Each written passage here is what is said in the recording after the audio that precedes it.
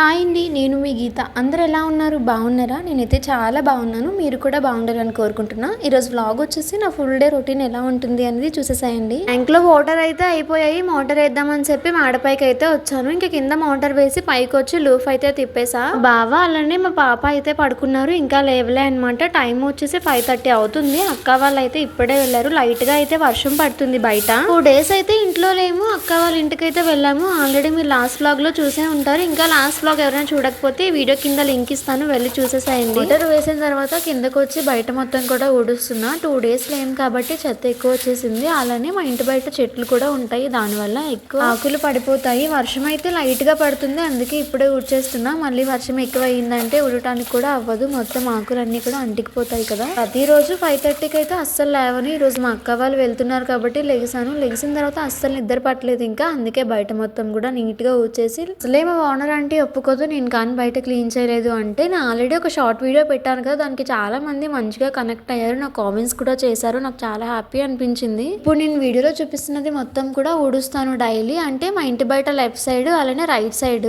Government job ఉంటే ఒకలాగా, లేకపోతే ఒకలాగా. ఇప్పుడు మేము ఉండే ఫ్లాట్ లో వీక్లీ వన్స్ ఒకలైతే స్టెప్స్ కడగాలి. లాస్ట్ వీక్ అయితే నాది వచ్చింది. నాకు కొంచెం హెల్త్ బాగోక నేనైతే కొంచెం లేట్ గా కడిగాను. దానికి ఓనర్ నాకు వార్నింగ్ కూడా ఇచ్చారు. ఆ విషయం పక్కన పెట్టండి. ఈ వీక్ వచ్చేసి గవర్నమెంట్ జాబ్ అని చెప్పాను కదా, వాళ్ళ వైఫ్ అయితే స్టెప్స్ కడగాలి. థర్స్డే మార్నింగ్ నేను కొంచెం తొందరగానే లేచాను. సో బయటకు కడిగేసారేమో అని చెప్పి చూసా, కానీ కడగలేదు. మధ్యాహ్నం కూడా కడగలేదు, జస్ట్ కనీసం ఈవినింగ్ కూడా కడగలేదు. అసలు ఆ రోజే కడగలేదు. థర్స్డే అంతా కూడా అమ్మాయి కడగలేదు. అదే సపోజ్ ఆ ప్లేస్ లో నేను ఉంటే కనుక లాస్ట్ వీక్ నేను కడగలేదు కదా, మార్నింగ్ మధ్యాహ్నం కడిగా కదా. సో ఆవిడ నాతో వార్నింగ్ ఇచ్చారు, గొడవ కూడా పడ్డారు. ఈ అమ్మాయిని కూడా అలానే అడగాలి కదా, ఎందుకు కడగలేదమ్మా అని చెప్పి. ఆ అమ్మాయి వచ్చేసి ఫ్రైడే మార్నింగ్ అయితే కడిగింది. అంటే ఈ రోజు వ్లాగ్ ఏ రోజు అయితే షూట్ చేస్తున్నానో ఆ రోజు అయితే కడిగింది. బయట నేను ఊడ్చేటప్పుడు నన్ను ఓనర్ అయితే పిలిచారనమాట. ఇంటి ఓనర్ మోటార్ అయ్యో అని చెప్పి మోటార్ అయితే వేసేసాను. ఆ టైంలో అమ్మాయి కూడా బయటే ఉంది. ఇంటి ఓనర్ జస్ట్ ఇదే వే ఆఫ్ టాకింగ్ లో అడిగారు, ఏమ్మా ఎందుకు అడగలేదు అని చెప్పి. తనైతే మర్చిపోయాను ఆంటీ అని చెప్పి చెప్పింది. ఆ టైంలో నేను కూడా అక్కడే ఉన్నా, వాళ్ళిద్దరు కాన్వర్జేషన్ కూడా విన్నాను. నాకు ఎంత బాధ అనిపిస్తుంది చెప్పండి. నేనైతే అంత రచ్చరచ్చ చేశారు ఆ టైంలో అని చెప్పి. అంటే మనుషులకి వాల్యూ ఇవ్వరా? గవర్నమెంట్ జాబ్ ఉంటే డబ్బు ఉంటేనే వాల్యూ ఇస్తారు. నాకు అస్సలు అర్థం కాలేదు. వాళ్ళు సేమ్ రెంట్ ఇస్తున్నారు, మేము సేమ్ రెంట్ ఇస్తున్నాం. వాళ్ళకి మాకు వేరియేషన్ ఏంటి నాకు అస్సలు అర్థం కాలేదు. నా మనసులో ఒక్కటే అనుకున్నాను, చూడాల్సినవన్నీ ఆ దేవుడు చూస్తాడు, తను చేయాల్సినవన్నీ చేస్తాడు అని చెప్పి ఆ దేవుడి పైన భారం వేసి అయితే వదిలేసా. ఇలాంటి వాళ్ళు కూడా ఉంటారని చెప్పి ఇంటికి వచ్చిన తర్వాత అర్థమైంది. మాకు ఇంటి ఓనర్స్ తో ఇబ్బంది ఉంటుంది, కానీ మరీ ఇంత ఇబ్బంది అయితే ఉండదు. ఎందుకంటే ఇప్పటి వరకు మేము చాలా ఇల్లులే మారాం కదా. నా మ్యారేజ్ అయ్యాక కానీ, లేదా నా మ్యారేజ్ అవ్వక ముందు మా హస్బెండ్స్ వాళ్ళు కూడా చాలా ఇల్లులే మారారు. ఎప్పుడు ఇలాంటి సిచ్యువేషన్స్ మాకు రాలేదు. ఫస్ట్ టైం ఫేస్ చేస్తున్నాం మేము ఇలాంటి సిచ్యువేషన్. కానీ ఏం చేయలేము కదా, జస్ట్ మూవ్ అయిపోవడమే. ఇంకొద్ది రోజుల్లో హౌస్ అయితే షిఫ్ట్ అవుదామని చెప్పి అనుకుంటున్నాము. ఇంకా హౌస్ అయితే చూడలేదు, చూడాలి. మా అమ్మ నాన్న ఒక మాట అంటేనే నేను అస్సలు పడను, ఏడ్ చేస్తా అనమాట. అలాంటి మైండ్ సెట్ నాది. చిన్నప్పటి నుంచి ఇప్పటికి వచ్చి మా నాన్న ఒక్క దెబ్బ కూడా కొట్టలేదు, అలా పెంచారు. అలాంటిది ఆవిడెవరో ఇష్టమొచ్చినట్టు మాట్లాడింది నా కోసం. ఇంత లేవు, అంత ఎక్స్ట్రాలు చేస్తున్నావు, మీ ఆయన బాగానే మాట్లాడతాడు, నీకే పగురు అది ఇది అని చెప్పి చాలా అన్నారు. సో అన్నవన్నీ ఆవిడకి రిటర్న్ తగులుతాయి. ఎందుకంటే అందులో నా తప్పేం లేదు, ఆవిడ స్వార్థమే ఉంది. గవర్నమెంట్ జాబ్ ఉన్న వాళ్ళని అయితే ఆవిడ బాగా చూసుకుంటారు, ఎలాంటి పని కూడా చెప్పారనమాట, చేయకపోయినా ఏమంటూ. అదే జాబ్ లేని వాళ్ళని అయితే వాళ్ళనే టార్గెట్ చేసి పని చేపిస్తారు. అలాంటి మైండ్ సెట్ ఆవిడది. నాకు తెలిసి నేనైతే అలానే ఫీల్ అవుతున్నా. నాకు తెలిసి ఈ వీడియో మా ఓనర్ కూడా చూస్తారు. చూసినా సరే నాకు ఎలాంటి ప్రాబ్లం అయితే లేదు, ఎందుకంటే నేను జరిగింది ఉన్నదే చెప్తున్నా. ఆవిడ ఫీల్ అయినా ఫీల్ అవ్వకపోయినా సరే ఇలాంటి మనుషులు ఉంటారు అని చెప్పి మీకు క్లారిటీ ఇస్తున్నా. స్టోరీ అంతా విన్న వాళ్ళు అసలు ఎవరు తప్పు ఉంది అనేది నాకు కామెంట్ సెక్షన్ లో కామెంట్ చేయండి. ఒకవేళ నా తప్పే ఉంటే నీ తప్పే ఉంది అని సరే కామెంట్ చేయండి, పర్వాలేదు. నేను ఏం ఫీల్ అవ్వను, మిమ్మల్ని ఏం అనుకోను కూడా. ఎందుకంటే ఎవరి ఒపీనియన్ వాళ్ళు చెప్తారు, అని నా ఒపీనియన్ కూడా మీతో షేర్ చేసుకున్నా అంతే. ఎందుకంటే మీ నా సబ్స్క్రైబర్స్ కాబట్టి ప్రతిదీ మీతో షేర్ చేసుకుందాం అని చెప్పి నేను యూట్యూబ్ ఛానల్ అయితే పెట్టాను. సో అందుకే మీతో షేర్ చేసుకుంటున్నాను. ఇంకా ఇప్పటి వరకు వ్లాగ్ అయితే కంటిన్యూ అవుతుంది కదా. ఇక్కడైతే బట్టలు ఆరేయడానికి మా పాపని తీసుకొని అయితే వచ్చానమాట పైకి. మా హస్బెండ్ అయితే బయటికి వెళ్ళారు ఏదో ఈవెంట్ మాట్లాడడానికి. ఆడపైకి వచ్చినప్పుడు అయితే మాక్సిమం బాగున్నప్పుడే వస్తాం అనమాట. ఎందుకంటే పాపని తీసుకొని వచ్చి బట్టలు ఆరేసి మళ్ళీ కిందకి వెళ్ళి తను ఎలా ఉంటుందో చూసుకోవాలి కదా, అందుకే భయం వేస్తుంది. పిల్లల్ని చాలా జాగ్రత్తగా చూసుకోవాలి కదా ఈ టైంలో, ఎందుకంటే వాళ్ళకి ఏం తెలియదు, వాళ్ళు ఏం చేస్తున్నారో కూడా.